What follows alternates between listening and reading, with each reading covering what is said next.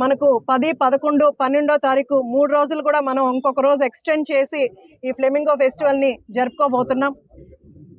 మీకు అందరికీ తెలుసు, గతంలో ఆగిపోయిన, గత ప్రభుత్వంలో ఆగిపోయిన ఈ ఫ్లెమింగో ఫెస్టివల్ని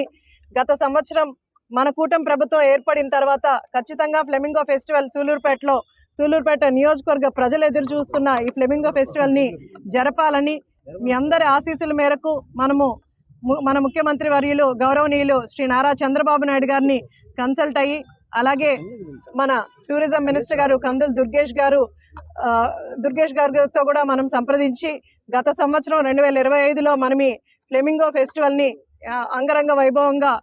కలెక్టర్ గారి ఆధ్వర్యంలో ఈ ఫ్లెమింగో ఫెస్టివల్ని జరుపుకోవడం మీ అందరికీ తెలుసు. ఈసారి కూడా జనవరిలోనే పండగల కంటే ముందే ఎవరికి ఇబ్బంది లేకుండా ఈ 10th, 11th, 12th కూడా మనం ఫ్లెమింగో ఫెస్టివల్ని ఇంకా అద్భుతంగా కూడా జరుపుకోబోతున్నాం.